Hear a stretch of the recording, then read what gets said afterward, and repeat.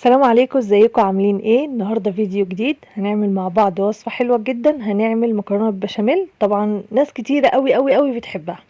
بس قبل ما تتفرجي عليا بقى يلا حطي لي لايك وكومنت حلو منك كده تشجعيني بيه ان انا انزل لكم وصفات حلوه واكتر واكتر.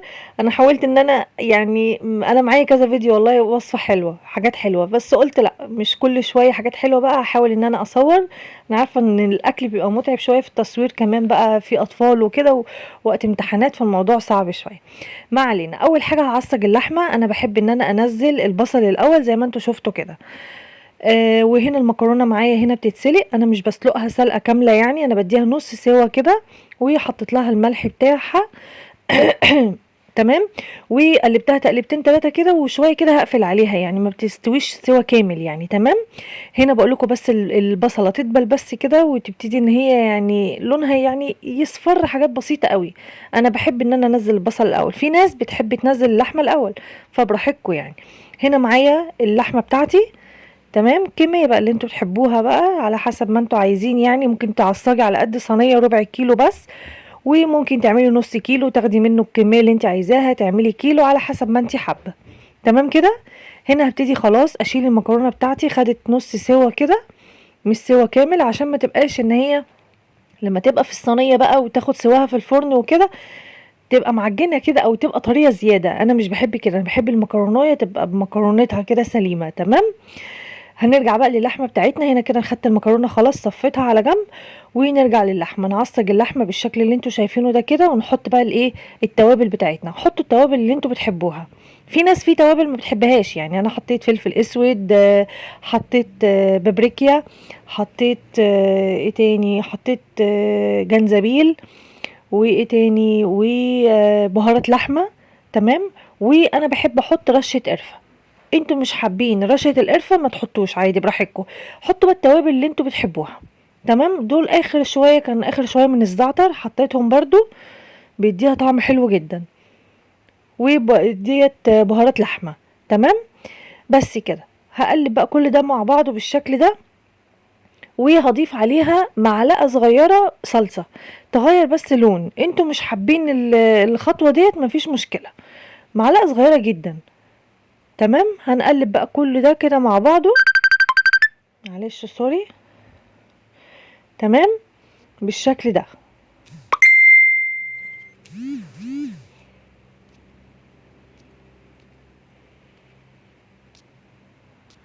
اهي معلقه صغيره بس كده تديني لون، بس انا مش عايزه ايه تبقى حمرا بقى زياده، لا انا عايزاها بس لون خفيف كده. بس كده. واللحمه بتاعتي خلصت وهركنها على جنب. نيجي بقى للبشاميل. في نفس الحله اللي سلقنا فيها المكرونه، نزلت كده 3 معالق كده من الزبده، زبده سمنه زي ما انت حابه، حطيت عليها شويه من الزيت. تمام. بالشكل ده.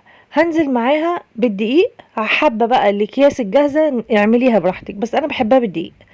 هنزل بالدقيق بتاعي كده 4 معالق. تمام. انا ال4 معالق دول هي يدوبك على قد الصينيه اللي انا بعملها، هتشوفوا الصينيه ان شاء الله معايا دلوقتي. هديها تقلبتين 3 كده بقى، واخلي بس الدقيق طبعا يستوي شويه يعني، ويبتدي ان هو يطلع له ريحه كده بالشكل ده، وخلوه يبقى عايم كده شويه في الزبده كده اللي انتوا حاطينها او السمنه، عشان لو هو ماسك في بعضه مش هيديكي النتيجه الحلوه، يعني مش هيديكي ان الكريمه ان البشاميل يبقى عامل زي الكريمي كده. هنزل عليهم بقى باللبن بتاعي. هي ال4 معالق دول واخدين معايا مثلا بتاع كيلو ونص من اللبن. تمام. ده كيلو كده نزلته بالشكل ده كده، وهقلب كده تقلبتين 3. في بقى حاجات اضافيه براحتك. انا بحب احط لها حاجات كده معينه، بحب احط لها قشطه، وبحب احط لها جبنه. تمام. انتي مش حابه القشطه مثلا استغني عنها، ساعات ما بيبقاش عندي وبعملها وبتطلع جميله برضو زي الفل، مفيش اي حاجه. اللي انا حطيته ده مكعب ماجي. تمام. اختياري برضو، في ناس ما بتحبش الماجي في الاكل. هنا حطيت كده ايه هما كام مكعب كده من الجبنه. تمام. مش حباه مفيش مشكله، ما عندكيش عادي جدا. انا بعملها كتير من غير اي حاجه خالص، بعملها عادي دقيق واللبن وخلاص على كده، مش بزود اي حاجه، وبتطلع برضو جميله. بس عندي الحاجات ديت فخلاص نخلي بقى الايه الموضوع فيه دسامه اكتر، فنجرب ان احنا نعملها بالجبنه كده ونزود عليها قشطه وكده لو عندك وش اللبن يعني. هنا حطيت شويه لبن كمان لاني حسيت ان هي تبتدي تتقل معايا، فقلت ايه الحقها. معايا هنا القشطه بتاعتي، نزلت كده معلقتين كده حلوين. تمام. ونقلب. بصوا من غير ما اتكلم هي عامله زي الكريمي كده. بصوا شكلها اصلا عامله ازاي، فظيعه، طعمها تحفه بجد. يعني انا بعشق اصلا البشاميل جدا. هنا بقى معايا دي خلطه البشاميل بس بطعم الجبنه. تمام. انا جبتها قبل كده واستعملتها قبل كده، حتى تلاقوا الكيس معايا مفتوح. خدت منه بس ايه شويه على شويه لبن بالشكل ده كده، معلقتين كده على شويه لبن، وهنزلها فوق الخلطه البشاميل اللي معايا. الكيس ده طبعا اللي هو الجاهز بيتباع جاهز، في منه اكياس عاديه من غير طعم الجبنه، وفي اللي هو بطعم الجبنه ده لسه نازل. فانا جبته مره جربته بصراحه بيدي تيست حلو قوي قوي قوي للبشاميل، فجبته مره وهو كان هو الكيس ده. خدت منه معلقتين بس، وهنا كملت معلقتين كمان بس. حطيت بقى شويه الملح بتاعي ودقت الملح، وحاول ان انتوا طبعا ما تحدقوهاش لان البشاميل بالذات لو طلع منك حادق ما بيتاكلش بصراحه. ده فلفل ابيض. تمام. لو البشاميل هعيدها لكم معلش تاني، لو البشاميل اللي طلع منك حادق بيبقى سيء جدا، وتبقى البشاميل بتاعك طعمه مش حلو خالص، تحس ان انت مش قادره تبلعيه. البشاميل بالذات يعني ممكن اي حاجه حادقه تانية ممكن عادي تتعامل، لكن البشاميل بالذات لا.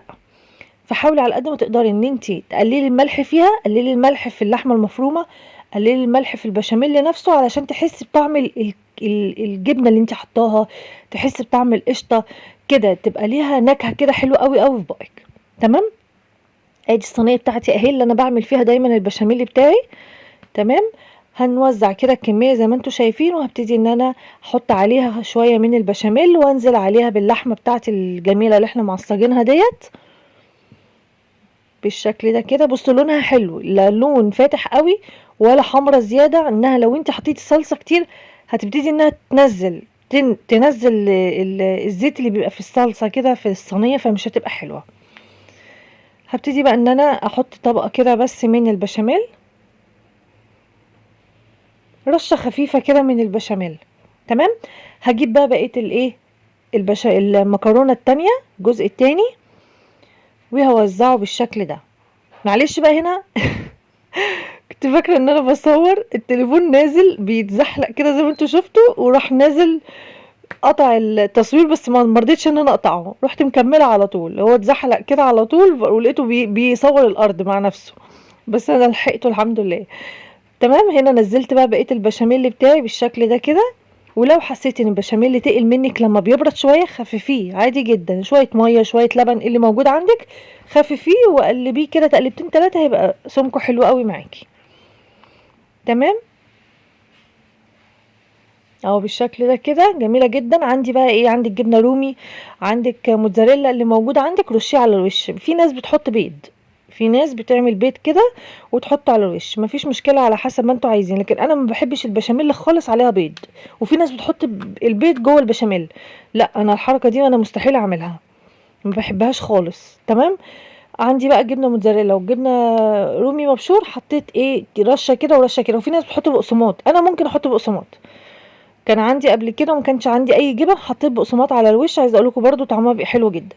دخلناها بقى الفرن، طلعت معانا بالجمال والحلاوه اللي انتوا شايفينها كده، لون تحفه، الطعم مش قادره اقول لكم فظيعه بجد. طعم الجبنه مع القشطه معاها هي كلها على بعضها بجد تحفه، جربوها تعجبكم جدا.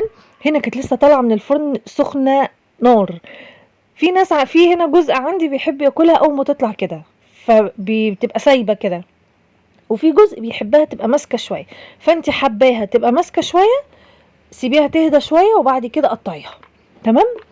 حباها بقى تطلع بالشكل اللي انتوا هتشوفوه معايا دلوقتي ده، انا قطعت كده للي عايز سخنه كده بالشكل ده وسايحه خالص، قطعت له دلوقتي وهتشوفوها معايا. اللي عايزه بقى تهدى شويه قطعيها بعد كده تهدى شويه، هتلاقي عادي طلعت ماسكه نفسها شويه معاكي، والقطعه ايه يعني لا سايبه قوي ولا ماسكه قوي، معقوله. لان احنا مش بنحب البشاميل اللي عندنا ماسك كده، في ناس بتطلع البشاميل قطعه قطعه كده، لا احنا مش بنحبه كده، بس يبقى في نفس الوقت كريمي برضو. تمام. اهو بالشكل ده كده طلعت اللي عايز بقى سايبه كده خالص، طلعت له وهي سخنه. وقلت كمان عشان تشوفوها معايا، بصوا عامله ازاي، عايزه اقول لكم فظيعه. والبشاميل واخد كده المكرونايه واخده من البشاميل كده متشبعه كلها، والبشاميل اللي طعمه كريمي كده جميل قوي قوي قوي. جربوها ان شاء الله هتعجبكم. ولو مش عندكم ما تقلقوش خالص، عادي لو مفيش قشطه ممكن بقى ما تعملوهاش باللبن البخير واعملوها باللبن السايب. هنا احنا بنحب ناكل البشاميل مع سلطه او مخلل بس، ما بحبش بقى اعمل معاها بانيه ولا اي حاجه تانية. تمام، واقول لكم السلام عليكم.